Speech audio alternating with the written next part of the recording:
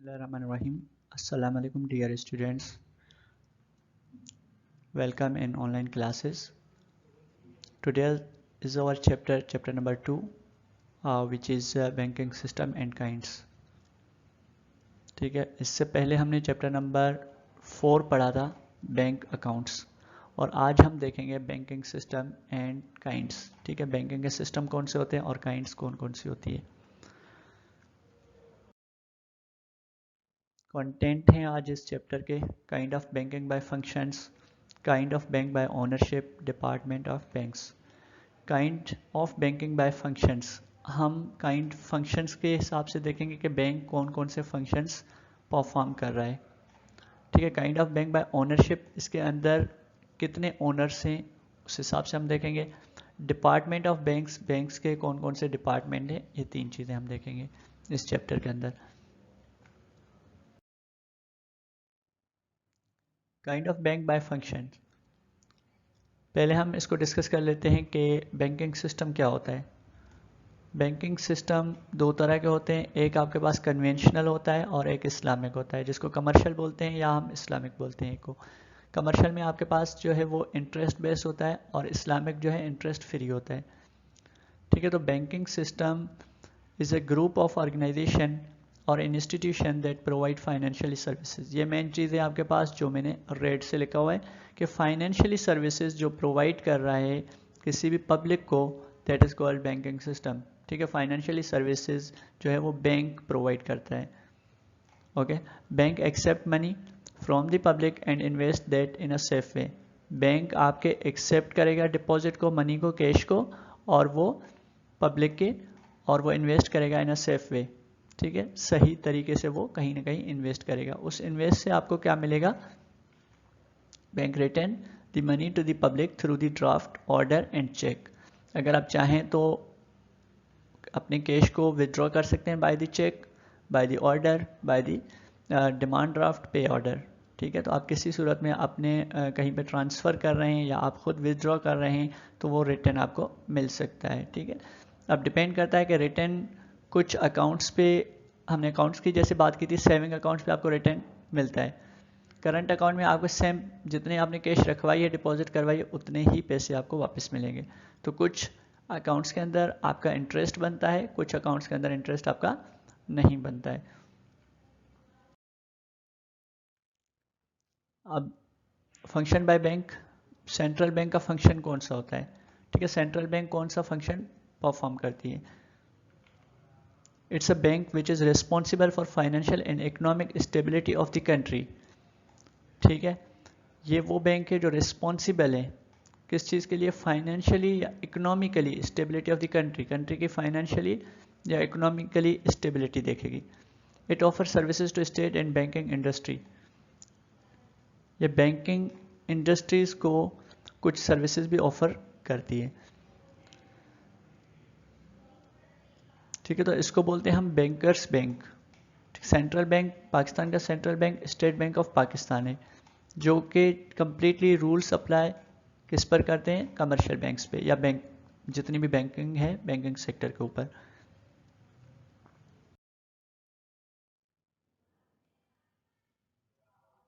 ठीक है, central banking के कुछ करेक्टरिस्टिक्स हैं. Provide guidance to the bank and it's known as the bankers bank. हमने ये डिस्कस कर लिया कि बैंकर्स की बैंक कहलाता है, और ये गाइडेंस देता है किसको? बैंक्स को. Decide the interest rate of bank deposits. ठीक है, बैंक में जो बंदा डिपॉजिट करवा रहा है उसका इंटरेस्ट जो रेट होगा वो decided by the central bank या state bank of Pakistan, if we are talking about the Pakistan. Issuance money to the bank. ठीक है, बैंक को इशू करना पैसे, कैश, वो भी किसका काम है? सेंट्रल बैंक का काम है.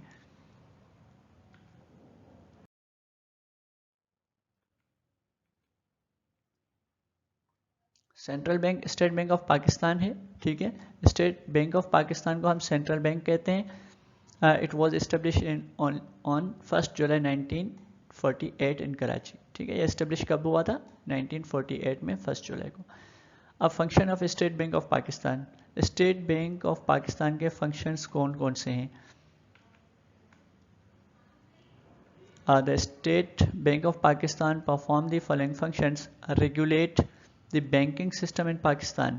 पाकिस्तान के अंदर जो रेगुलेशन होती है बैंकिंग की, जो बैंकिंग का सिस्टम चल रहा होता है, यानी कि फाइनेंशियली जो सर्विसेज या फैसिलिटीज़ बैंक्स देती हैं according to the central banks rules के मुताबिक देंगी। ठीक है, जो रेगुलेशन यानी कि लॉज किसने बनाए, सेंट्रल बैंक ने फॉर द बैंक्स, ठीक है, उसी को फॉलो करना है। अगर वो फॉलो नहीं करेंगे तो फिर बैंक के शेड्यूल से वो हो सकता है निकल जाए। Maintain the bank account of all banks working in Pakistan, ठीक है, उनका बैंक अकाउंट भी मेंटेन किया जाता है बाय द सेंट्रल बैंक। ठीक है, जैसे कि हमने कहा कि सेंट्रल बैंक कह रहा है कैश रिजर्व आप रखें, ठीक है, और बैंक्स जो हैं वो कैश रिजर्व उस लिमिट तक नहीं रख रहे हैं, तो इसका मतलब है सेंट्रल बैंक के फंक्शंस को या सेंट्रल बैंक के जो रूल्स हैं वो फॉलो नहीं कर रहे हैं बैंक्स।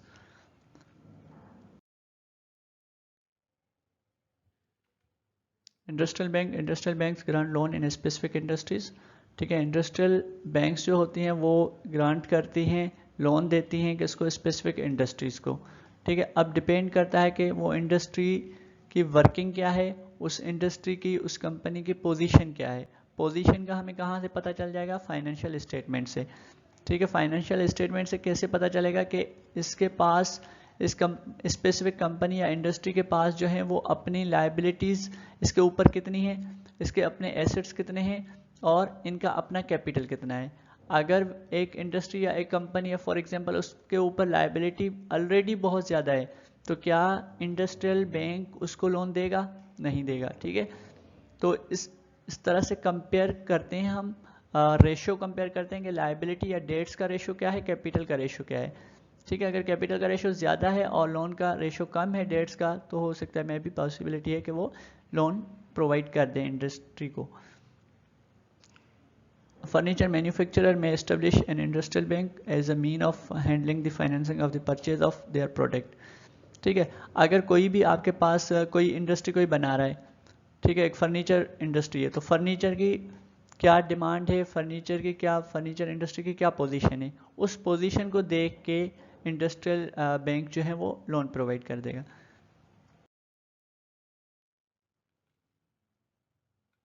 देन है हमारे पास agricultural bank.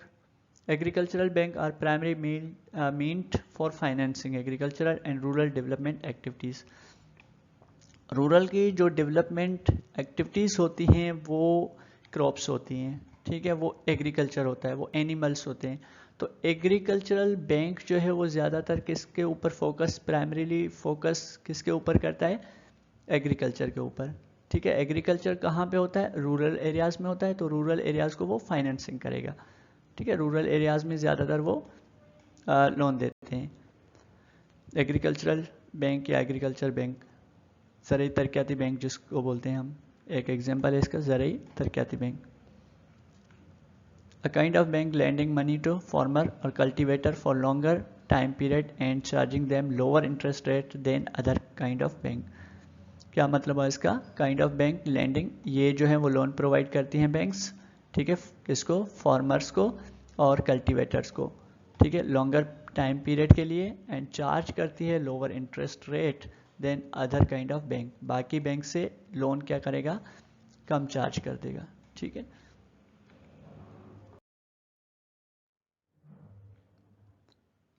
commercial banks, the term commercial banks refer to the financial institution, they accept deposit को accept करते हैं, offer checking accounts services, make various loans and offer basic financial product like certificates of deposit and saving account to individuals, small businesses। ठीक है, ये बात हम कर चुके हैं चैप्टर नंबर 3 में कि कमर्शियल बैंक्स की एक्टिविटीज़ कौन सी होती हैं, फंक्शंस कौन से होते हैं।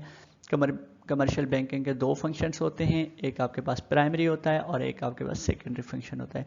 तो प्राइमरी फंक्शंस कौन कौन से होते हैं कि लोन देना और डिपॉजिट को एक्सेप्ट करना, और प्रोडक्ट कौन कौन से ऑफर करती हैं, जैसे कि आपके बैंक्स अकाउंट्स। चैप्टर नंबर 4 में हमने बैंक्स अकाउंट्स डिटेल में पढ़े हुए हैं कि बैंक अकाउंट कौन कौन से होते हैं और किस तरह से वो ऑफ़र करते हैं। डिपेंड करता है, हर बैंक अपनी अपनी जो है वो कंडीशन एंड टर्म्स जो है वो अप्लाई करता है।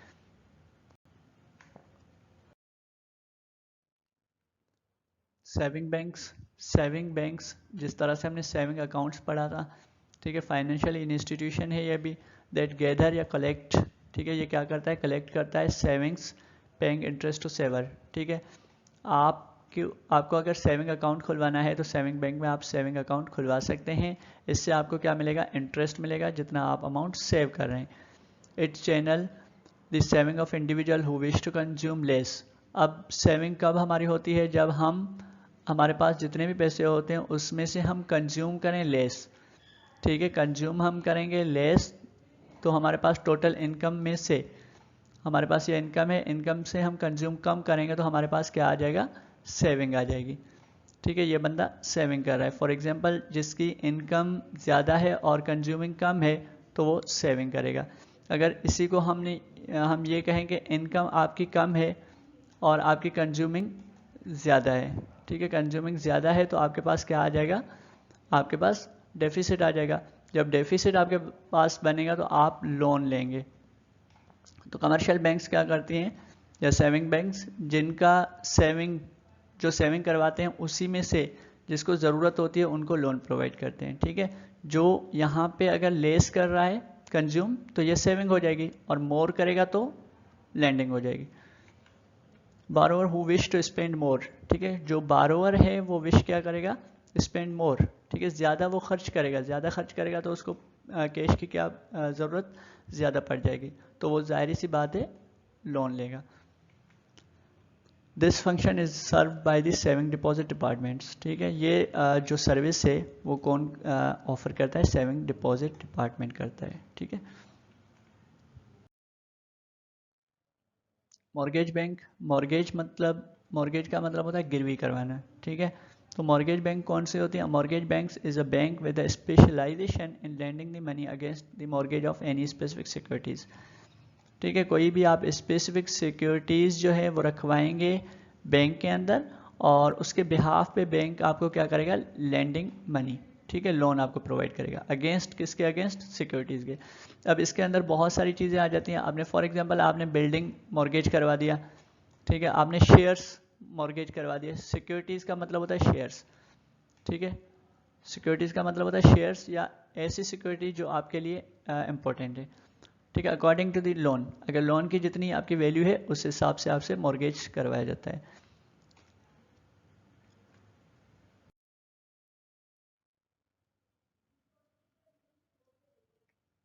एक्सचेंजिंग बैंक्स, ठीक है, बाय फंक्शन, इनका फंक्शन क्या होगा इस बैंक का, एक्सचेंजिंग, एक्सचेंज करना।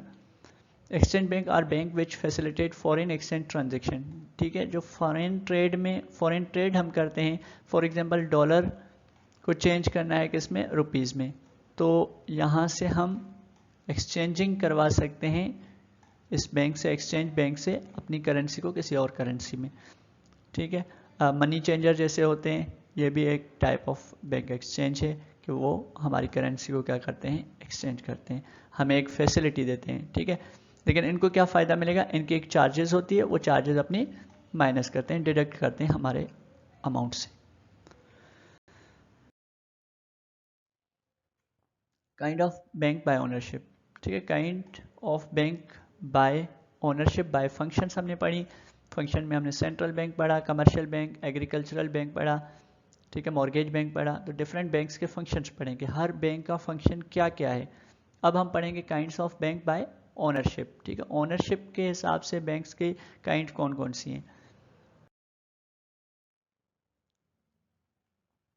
Public bank versus private bank. ठीक है, public bank versus private bank. Public sector bank are the banks whose more than 50% shareholding lies with the central or state bank. Public bank आपका कौन सा होता है, public sector वो होता है, वो बैंक्स होती हैं जो कि जिनका 50% से मोर देन शेयर्स हैं।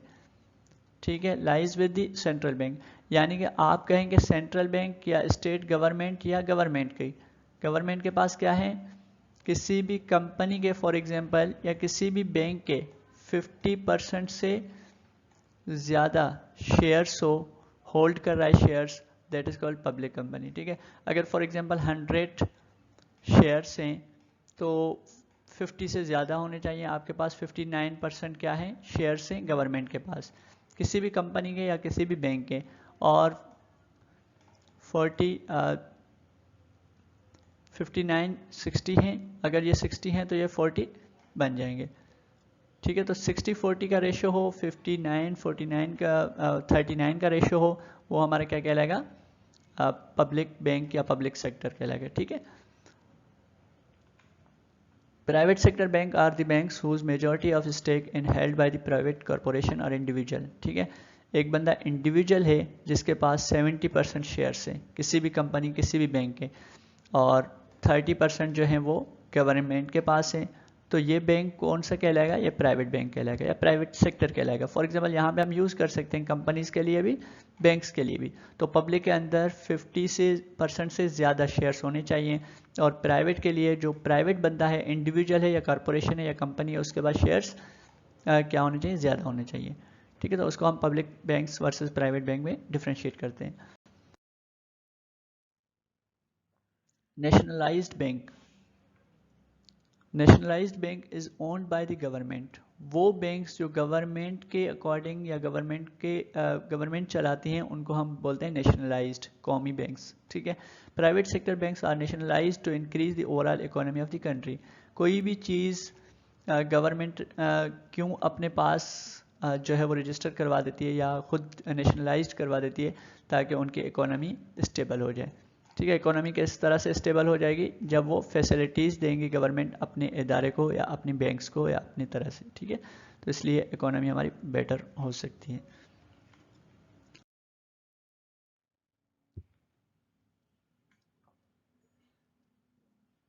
Partnership bank, this type of bank is establish under partnership act 1932। ये पार्टनरशिप एक्ट कहलाता है। 1932 के मुताबिक जो बैंक इस्टेब्लिश हुई है अंडर इस एक्ट के अंदर, the capital is brought in a partners whose minimum number is 2। ठीक है। जिसका मिनिमम नंबर कितना होगा, 2 होगा, और मैक्सिमम नंबर कितना होगा, 10 होगा इन अ बैंक्स। ठीक है। वो कौन सा बैंक कहलाएगा हमारा, बाय फंक्शन पार्टनरशिप बैंक्स। ठीक है। जो इस्टेब्लिश किसके अंडर हो, 1932 के अंदर, एक्ट के अंदर।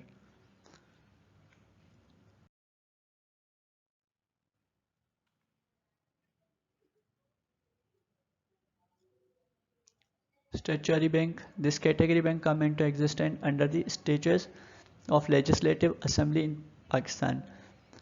ठीक है। लेजिस्लेटिव यानी कि कानून साजी के अंदर, असेंबली के अंदर किसी भी चीज़ का ऑर्डर जब दिया जाए वो स्टेचुटरी बैंक कहलाता है। ठीक है। किसी भी असेंबली के अंदर कोई बिल पास किया जाए किसी भी इदारे के लिए या किसी भी बैंक के लिए, वो हमारा लेजिस्लेटिव असेंबली करता है बिल पास, और उसको हम बोलते हैं स्टेचुटरी बैंक। इसका एग्जांपल अगर हम लें तो industrial development bank of Pakistan, IDBP इसको कहते हैं। ठीक है। ये बैंक्स जो हैं वो स्टेचुटरी बैंक कहलाती हैं इन पाकिस्तान। और agricultural development bank of Pakistan, ADBP। ठीक है। हमने दोनों बैंक्स को एक्सप्लेन किया था कि इंडस्ट्रियल डेवलपमेंट या इंडस्ट्रियल बैंक कौन सी होती है, जो इंडस्ट्रीज़ को लोन प्रोवाइड करती हैं, जो डील करती हैं विद द इंडस्ट्री। उनका फंक्शन क्या है कि इंडस्ट्री के साथ वो रिलेट रहें या उनको फैसिलिटेट करें। उसके बाद हमने कहा था एग्रीकल्चरल डेवलपमेंट, जो फार्मर को या जो कल्टीवेटर हैं उनको फैसिलिटेट करें। एग्रीकल्चरल बैंक का क्या फंक्शन है कि फार्मर को फैसिलिटेट करना है, जिसका शॉर्ट फॉर्म है ADBP, agricultural development bank of Pakistan. ठीक है। Pakistan industrial credit and investment corporation, PICIC इसको बोलते हैं। पाकिस्तान की जो इंडस्ट्रीज़ हैं उनको क्रेडिट देना और उसमें इन्वेस्टमेंट करना, उसको हम बोलते हैं PICIC। ठीक है। तो ये वो बैंक्स हैं जो कि क्रेडिट भी देती हैं इंडस्ट्रीज़ को और इन्वेस्ट भी करती हैं इंडस्ट्रीज़ के अंदर। ठीक है। तो इसको बोलते हैं Pakistan industrial credit and investment corporation, PICIC।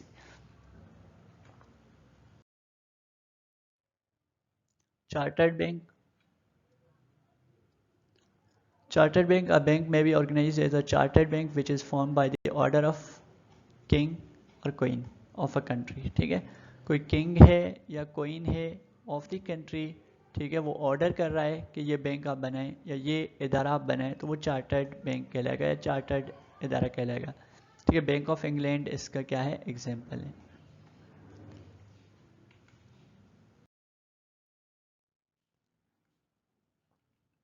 अब हम आ रहे हैं डिपार्टमेंट ऑफ बैंक्स। बैंक्स के कौन कौन से डिपार्टमेंट्स होते हैं। पहले हमने पढ़ा functions by bank, ownership by bank, ठीक है, किस तरह से बैंक्स ओन की जाती हैं और कौन कौन से फंक्शंस बैंक्स के होते हैं। तो department of banks, the term state banking department refer to state specific regulatory body that oversee the operations. कोई भी ऐसा डिपार्टमेंट जो ऑपरेशन को ओवरसी कर रहा है या रेगुलेट कर रहा है, ठीक है, रेगुलेटरी बॉडी भी कह सकते हैं इसको, या ऑपरेशन को वो चेक कर रहा है, ओवरसी कर रहा है। State banking department is primary responsibility is to ensure that the financial system is accessible, stable and safe for all consumer। ठीक है, ये जो डिपार्टमेंट बनाए जाते हैं ये किस चीज़ के लिए बनाए जाते हैं कि कंज्यूमर या कस्टमर या क्लाइंट जो है उसको फैसिलिटीज सही से सेफ तरीके से दी जा रही हैं या नहीं दी जा रही हैं। ठीक है, तो ये डिपार्टमेंट अलग अलग, हर डिपार्टमेंट की वर्किंग क्या होगी, अलग अलग होगी।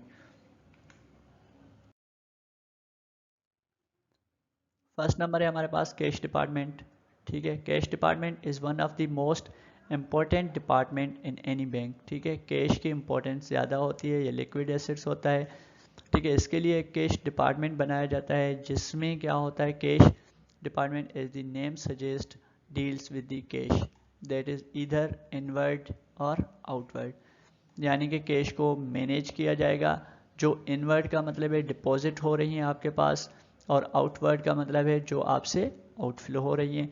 ठीक है, आउटफ्लो माइनस होता है, आउटफ्लो यानी कि लोन की सूरत में जाएगा, और इनवर्ड आपके पास पॉजिटिव सूरत में आ जाएगा जिसको हम डिपॉजिट बोलते हैं। तो इसको मैनेज करना किस डिपार्टमेंट का काम है, कैश डिपार्टमेंट का काम है। ठीक है, कैश डिपार्टमेंट के अंदर जो मैनेजमेंट काम कर रही है उसकी ये वर्किंग है। Payment in cash by the customer और payment to customer in cash from with cheque and with receipt. ठीक है, आपने डिपॉजिट करवा दिया या चेक विड्रॉ कर दिया तो कैश की डिसबर्समेंट हो जाएगी। ह्यूमन रिसोर्स डिपार्टमेंट जिसको हम HRM बोलते हैं, HRM जो है वो एक मेन फंक्शन होता है इन द कंपनीज और आल्सो इन बैंक्स। ये डिपार्टमेंट क्या करता है, this department is responsible for hiring and firing and other personal affairs. ठीक है, पर्सनल अफेयर का मतलब है एम्प्लॉयज़ के जितने भी अफेयर्स मामलात होते हैं वो कौन देखता है, ओवरसी करता है बाय द HRM। ठीक है, फायरिंग करना, किसी को जो है वो जॉब से निकालना, टर्मिनेट कर देना, या किसी की हायरिंग यानी कि रिक्रूटमेंट करना, ज्वाइनिंग दिलवाना, ये काम किसका है, किसके अंडर होता है, HRM के अंदर। HRM एक मेन डिपार्टमेंट होता है किसी भी कंपनी का या किसी भी बैंक का। अच्छा, जैसे कि ट्रेनिंग, ठीक है, किसी को ट्रेनिंग या ओरिएंटेशन, ठीक है, कंपनीज के बारे में बताना, अपनी बैंक के बारे में बताना, कोई ट्रेनिंग, कोई स्किल्स प्रोवाइड कर देना, तो ये किसका काम है, HRM का। HRM जितने भी अफेयर्स पर्सनल यानी कि एम्प्लॉयज़ के जितने भी अफेयर्स हैं उनको ओवरसी करेगा। अगर किसी एम्प्लॉय को ट्रेनिंग की ज़रूरत है तो वो ट्रेनिंग करवा देगा। ठीक है, प्रमोशन, परफॉर्मेंस बेस पे अगर प्रमोशन किसी की करनी है, किसी एम्प्लॉय बहुत अच्छा परफॉर्म कर रहा है तो उसकी प्रमोशन की जाएगी। ट्रांसफ़र करना है, ठीक है, ट्रांसफ़र का मतलब है एक डिपार्टमेंट से दूसरे डिपार्टमेंट में ट्रांसफ़र करें। फॉर एग्जांपल वो देखेंगे इस डिपार्टमेंट में, कैश डिपार्टमेंट में कोई बंदा जो है वो सही से काम नहीं कर पा रहा है, हो सकता है उसके स्किल्स अलग हैं तो उसको अलग डिपार्टमेंट में भेजा जा सकता है। टर्मिनेशन, ठीक है, टर्मिनेट किया जाता है। सैलरीज बनाना, वेजेस बनाना, ओवर टाइम देखना, ओवर टाइम की salary banana, and retirement and also deal labour union. Labour के जो यूनियन होते हैं बाय द गवर्नमेंट रेगुलेशन उसको फॉलो करवाना किसका काम है, HRM का काम है। ठीक है, तो ये जितने भी मामलात हैं, अफेयर्स हैं एम्प्लॉइज से रिलेटेड, वो HRM देखता है। Accounts department, it gather and keep the record of all accounting data obtained from the head offices and branches of the bank। ठीक है, ये क्या गैदर करता है, ऑल रिकॉर्ड्स, वो आपके हेड ऑफिस के हो, वो आपके ब्रांच के हो, वो आपके कैंपस के हो, अकाउंटिंग की जितनी भी डेटा है वो ऑब्टेन की जाएगी। ठीक है, हेड ऑफिस से और ब्रांचेस से। उसको मैनेज कौन सा डिपार्टमेंट करेगा, अकाउंट डिपार्टमेंट करेगा। ठीक है, और देन एक डिपार्टमेंट और भी हो सकता है कि ऑडिट डिपार्टमेंट। तो अकाउंट डिपार्टमेंट को कौन चेक करेगा, ऑडिट डिपार्टमेंट चेक करेगा। Audit is a third party जो कि आगे चेक कर सकते हैं। एक इंटरनल ऑडिट होता है, एक एक्सटर्नल ऑडिट होता है। Internal audit with in company या विद इन बैंक्स होता है, ठीक है, वही चेक कर रहा होता है। एक्सटर्नल का मतलब है बाहर से कोई कंपनी को आप हायर करते हैं और उससे ऑडिट करवाते हैं।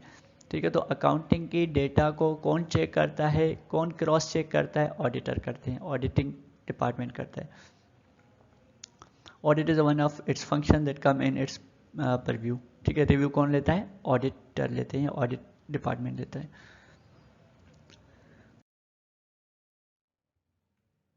Legal department, this department of bank is responsible for legal matters. जितने भी लीगल मैटर्स होते हैं, कानून के मैटर्स होते हैं, वो कौन डील करता है? वो लीगल डिपार्टमेंट करता है, ठीक है।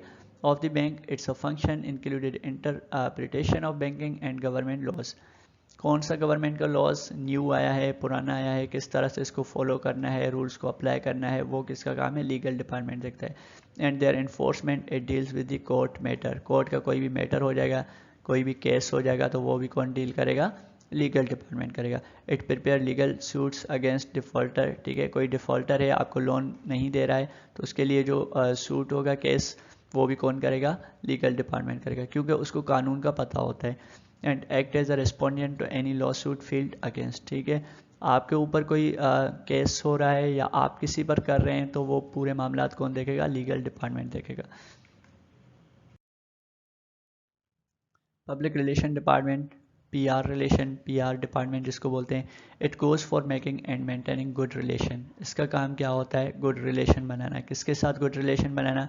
जिसके साथ, जिस कंपनी का या जिस बैंकिंग का फंक्शन है, फॉर एग्जांपल इंडस्ट्रियल बैंकिंग है, तो इंडस्ट्री के साथ वो रिलेशन क्या करेंगे? पॉजिटिव करेंगे, गुड करेंगे, मेंटेन करेंगे उनको। With the leader of a business world customer, ठीक है। कस्टमर के साथ वो अपने रिलेशन बेहतर बनाएंगे। तो ये कौन सा डिपार्टमेंट देखता है? पब्लिक के जितने भी अफेयर्स होते हैं, ठीक है, कस्टमर के जितने भी अफेयर्स होते हैं, मामलात होते हैं, वो कौन कौन सा डिपार्टमेंट देखता है? पब्लिक रिलेशन डिपार्टमेंट देखता है।